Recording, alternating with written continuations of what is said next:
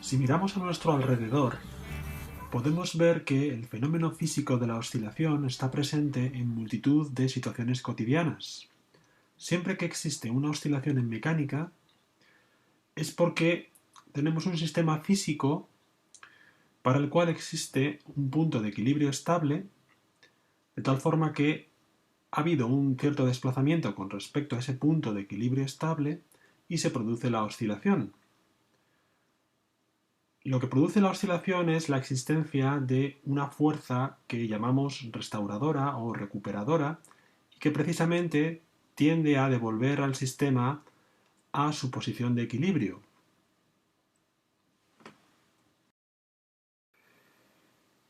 El fenómeno de la oscilación entonces tiene un papel fundamental en física tanto teórica como aplicada. Y en este vídeo voy a tratar de dar algunos ejemplos que nos ilustren esta idea. Me interesa insistir en que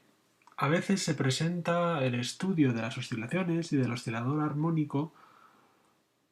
como el estudio de masas unidas a resortes que realizan oscilaciones. Es importante quitarse esa idea de la cabeza. No se trata solo del estudio de una masa más un resorte, que es un sistema físico que puede tener un cierto interés, sino que lo importante es darse cuenta de que ese sistema físico es un modelo representativo de muchísimas situaciones físicas que aparentemente son diferentes, pero que pueden modelarse mediante ese sistema tan sencillo de una masa y un resorte.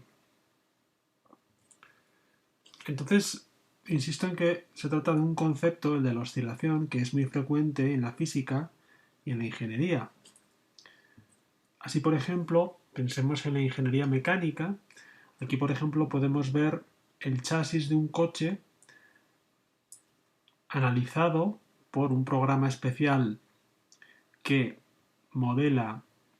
el comportamiento en vibración del coche y se puede ver los desplazamientos, donde son mayores, donde son menores a lo largo de la estructura del coche. Entonces, para un ingeniero mecánico o un ingeniero que diseña estructuras en ingeniería civil, por ejemplo, pues es importante tener presente el fenómeno de la oscilación, saber modelarlo y saber prever si van a existir oscilaciones y a qué frecuencia van a existir o a qué frecuencia va a tender a oscilar o a vibrar una cierta estructura que está diseñando. Por ejemplo, en automática, las señales que se utilizan en un lazo de control de un proceso, bueno, pues se modelan mediante un grafo como este, mediante unas ecuaciones, y a veces sucede que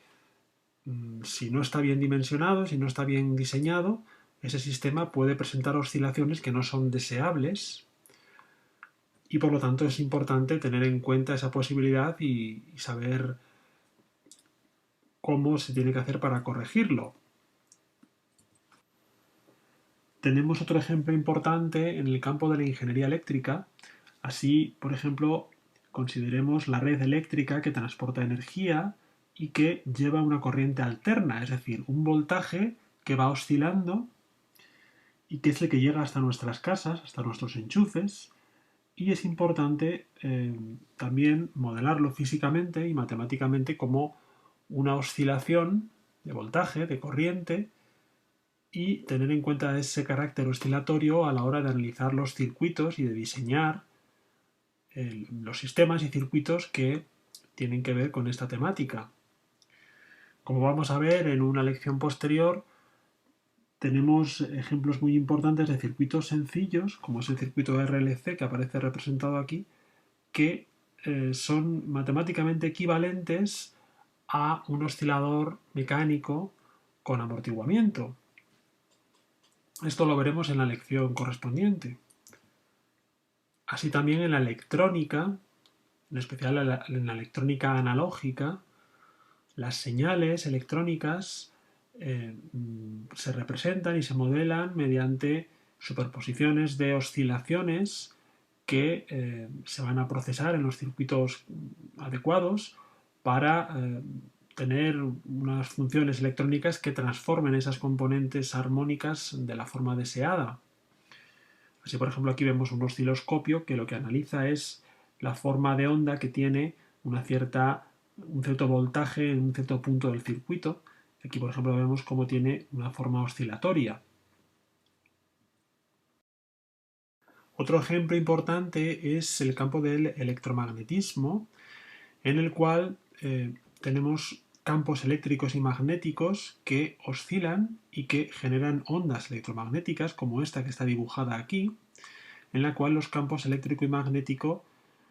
tienen una dependencia oscilante con el tiempo y se van a propagar también a lo largo del espacio siguiendo un perfil oscilante, como se representa en la figura. Un campo también muy amplio y muy interesante de estudio en el que las oscilaciones son esenciales es el de la física del estado sólido. Los sólidos, en particular los sólidos cristalinos, que son aquellos en los que los átomos están organizados de una manera ordenada, formando redes como esta que aparece representada, bueno, pues tienen una serie de propiedades a nivel macroscópico, a nivel de la vida real, que tienen mucho que ver con cómo son esas fuerzas que unen a los diferentes átomos que son nodos en una red, como esta. Y esas fuerzas pueden representarse, al menos en una primera aproximación bastante buena, como resortes. Y por lo tanto puede aplicarse la teoría del oscilador armónico de una manera, es decir, con multitud de osciladores armónicos acoplados entre sí, pero al final lo que subyace es la idea del oscilador armónico y de la oscilación. Es decir, por ejemplo, en la teoría que analiza las propiedades térmicas de conducción del calor y de absorción del calor por parte de los sólidos, juega un papel importante esa representación de cada átomo como un pequeño oscilador armónico que está acoplado con el resto de átomos que son a su vez osciladores. En ramas muy teóricas de la física, como la mecánica cuántica, el oscilador, y en particular el oscilador armónico, tiene un papel fundamental. Y es que, aunque las ecuaciones dinámicas que gobiernan los fenómenos descritos por la mecánica cuántica son muy diferentes de las ecuaciones de Newton y de las ecuaciones de la física macroscópica, del mundo en el que nos movemos, el mundo de la vida cotidiana, pues resulta que podemos tomar la función de energía potencial que veremos que tiene una forma cuadrática del oscilador armónico y introducirla en la ecuación de Schrödinger, que es la ecuación que gobierna la evolución de los sistemas cuánticos, y a partir de ahí obtener una serie de consecuencias y de resultados que son trascendentales para el desarrollo de muchas partes de la física cuántica. Incluso, bueno, las teorías más complejas y modernas que quizás hayas oído hablar de ellas, como la teoría cuántica de campos, la teoría de las supercuerdas, bueno, pues tienen su punto de partida en el oscilador armónico cuántico. No vamos a ver esto desde luego en este curso, pero bueno, está bien saber que el tema de las oscilaciones y del oscilador armónico en particular tiene muchísimas aplicaciones no solo en la ingeniería o en la física aplicada, sino también en la física más teórica. Bueno, ¿qué decir de la acústica? Es evidente que la acústica está directamente relacionada, el fenómeno del sonido está directamente relacionado con la vibración que se transmite por el aire en forma de ondas de presión y que, bueno, pues tiene toda una serie de implicaciones a nivel industrial, de los altavoces, los micrófonos, los instrumentos musicales, y también a nivel más teórico de lo que es la teoría musical o la teoría de cómo debe acondicionarse, por ejemplo, un edificio o un teatro para que la escucha sea adecuada. Y está luego también la óptica, y es que la luz puede considerarse como una oscilación electromagnética dentro de un rango de frecuencias que es el espectro visible, de tal forma que cada color de la luz se corresponde con una frecuencia o longitud de onda concreta, y entonces en óptica física hay muchas consideraciones y muchos resultados que directamente se relacionan con la teoría del oscilador. Así pues vemos que también en el campo de la óptica el oscilador encuentra sus aplicaciones y es algo que nos tiene que motivar. Todo esto que hemos visto con tantas aplicaciones y tantas